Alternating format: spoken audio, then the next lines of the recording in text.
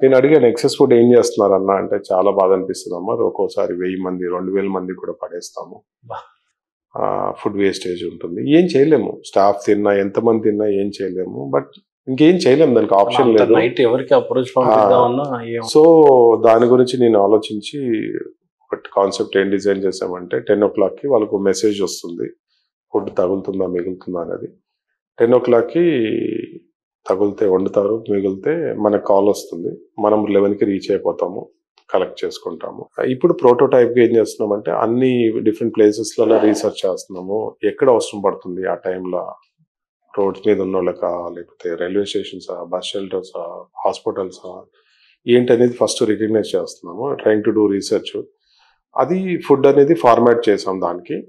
అంటే అప్పటికి ఆల్రెడీ తినేసి ఉంటారు కాబట్టి అందరూ, తినగల వాళ్ళకి ప్లేట్లో పెట్టిస్తాము, తిన్న వాళ్ళకి బాక్స్లో పెట్టిస్తాము, సగం తిన్న వాళ్ళు ఉంటారు, ఫుల్ తిన్న వాళ్ళు ఉంటారు, ఆకలిగా ఉన్న వాళ్ళు ఉంటారు, పొద్దున తినాలనుకున్న వాళ్ళు ఉంటారు, మన ప్లేట్లో పెట్టిస్తే ఫోల్డ్ చేసి వాళ్ళు ఏదో రకంగా పెట్టుకొని ఉంటారు. వాళ్ళకి డిఫరెంట్ స్టైల్లో మేము ఏం చేసామంటే అక్కడ కంటైనర్లో వాటర్ ఫిల్ చేయటము, వాళ్ళు తాగటం, అది కంఫర్టబుల్ ఇచ్చి, తినే వాళ్ళకి ప్లేటు బాక్స్లో పెట్టుకునే వాళ్ళకి బాక్స్లో పెట్టడం, ఒక ఫుల్ మీల్ ఇలా ప్యాకింగ్ కాడి నుంచి పట్టుకోవడానికి ఒక బ్యాగ్, క్యారీ బ్యాగ్, అది కూడా ఈకో ఫ్రెండ్లీ ఉండేటట్టు క్యారీ బ్యాగ్ కానీ, పేపర్ ప్లేట్స్ కానీ, ఇవన్నీ ఈకో ఫ్రెండ్లీ ఉండేటట్టు. హైలీ అప్రిషియేటెడ్ అండి మీ ఐడియాకి. మీరు అని అంటే ఒకటి చేస్తున్నాం అంటే అన్ని ఫస్ట్ వాటర్ బాటిల్స్ ఇద్దాం అనుకున్నాం, మళ్ళీ మనం ఎన్విరాన్మెంట్ కి పాడు చేయటం ఎందుకని చెప్పేసి జారి పెట్టాం.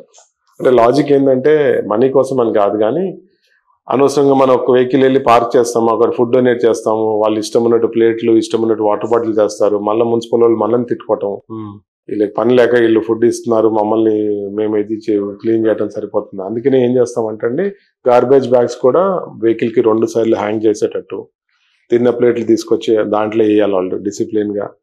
ఫుడ్ పెట్టేటప్పుడు కూడా అమ్మ ఇది గుర్తుపెట్టుకోండి, మీకు ఎంత కావాలో అంత పెట్టుకోండి, మళ్ళీ కావాలంటే మళ్ళీ పెట్టుకోండి, ఒక్క మెతుకు కూడా మిగలొద్దు ప్లేట్లా. I love to eat like that అండి. బాధ్యత. నేను కరివేపాకు కానీ వాట్ ఎవర్ ప్లేట్లో ఉన్న ప్రతి ఇది కూడా నేను కావాల్సిన పెట్టుకుంటాను, అంతే తినేస్తాను. అంటే ఇంకేం ప్లేట్లో మిగలలేను.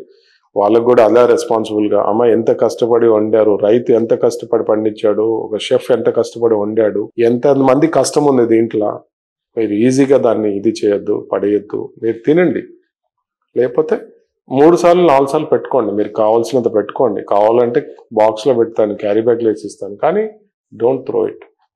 ఒకళ్ళు పడేస్తాన్న దాన్ని తీసుకొచ్చి మేము పెడుతున్నాము, మళ్ళీ మీరు కూడా పడేస్తే దానికి అర్థం లేదు. కాబట్టి ఇది ఎలా కొంచెం అవేర్నెస్ క్రియేట్ చేస్తూ మీలాంటి వాళ్ళు కూడా సోషల్ రెస్పాన్సిబిలిటీగా దీన్ని ఎక్స్ప్లోర్ చేయాలి. అంటే ఎప్పుడు సిగ్నేచర్ స్టూడియో నుండి లేదా నా వల్ల పర్సనల్ గా కానీ నా నంబర్ ఎప్పుడైనా పెట్టుకోండి, మా వాళ్ళంతా ఉన్నారు. నిజంగా ఇంత మంచి కార్యక్రమం మీరు చేయటం అనేది చాలా ఇన్స్పైర్ చేసింది. జీవిత ఆశయం అంటే రేపు అంబానీ లాగా అవ్వాలనో లేకపోతే ఇంకొకటి అని అంటారు. మీకున్న దాంట్లో ఎంత సఫిషియెంట్ గా ఎంత చక్కగా హెల్ప్ చేయగలరు జనాలకి అనేది నిజంగానే ట్రూలీ సాటిస్ఫైడ్ అంటే మాకు అనిపించింది అది. And thank you so much for your time. ఫైనల్గా దేవుడి దయ వల్ల ఎప్పుడు 13,000తో స్టార్ట్ చేశారో, ఎలాంటి ఛాలెంజెస్ని వెతికారో, ఈరోజు చాలా మందికి inspirational story you have. And అంతేకాకుండా సోషల్ రెస్పాన్సిబిలిటీ ఉండటం అనేది సచ్ అమేజింగ్. మీకంటే చిన్నవాడినే కానీ దేవుడి దయ వల్ల మనస్ఫూర్తిగా మీరు చేస్తున్న ప్రతి కార్యక్రమంలో ఇంకా ఫ్యూచర్ వస్తున్న ప్రాజెక్టులలో అన్ని విజయాలు సమకూర్చాలని కోరుకుంటూ థ్యాంక్ యూ సో మచ్. ఏది కూడా కావాలని చేయలేదండి. పాయింట్ నెంబర్ 1, సిబిఎన్ ఫోరం బాబు గారు అరెస్ట్ అవ్వటం వల్ల ఆ రోజు నాలో సోషల్ రెస్పాన్సిబిలిటీ బాధ్యత నన్ను వెనుదట్టి తట్టినట్టయింది. ఒక మనిషి ఇన్ని రోజులు మనకి ఎంతో చేశాడు, మనం చెయ్యాలనే ఉద్దేశంతో.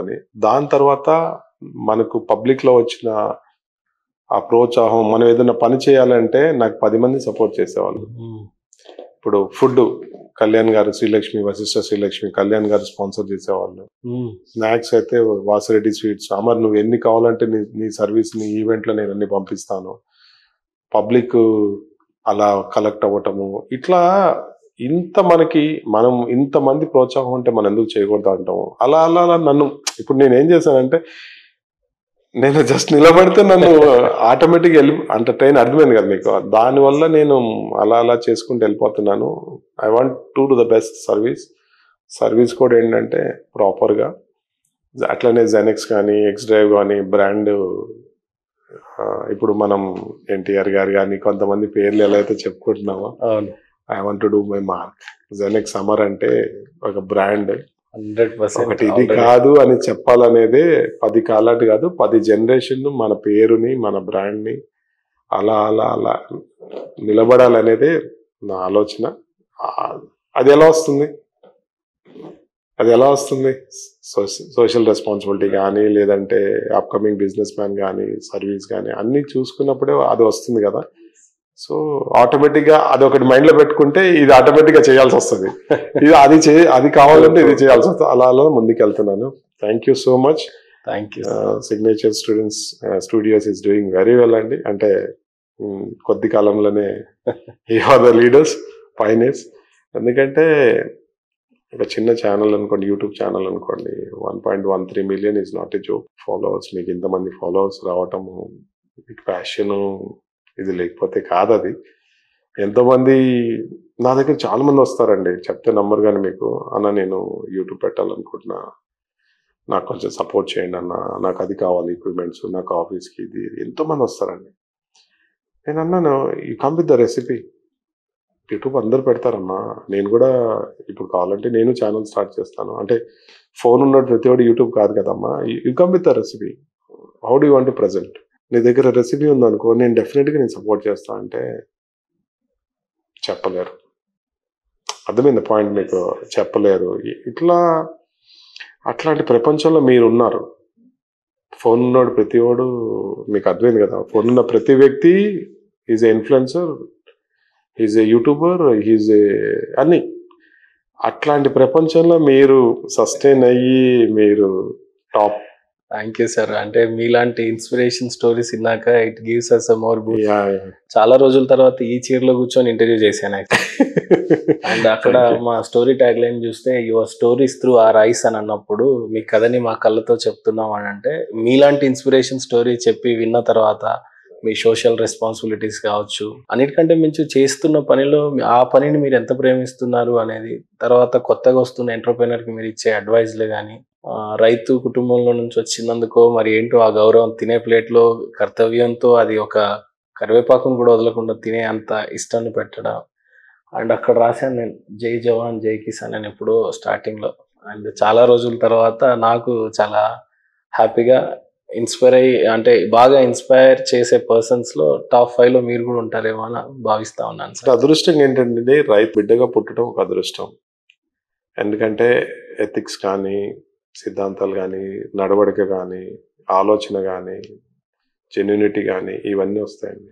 ఎస్.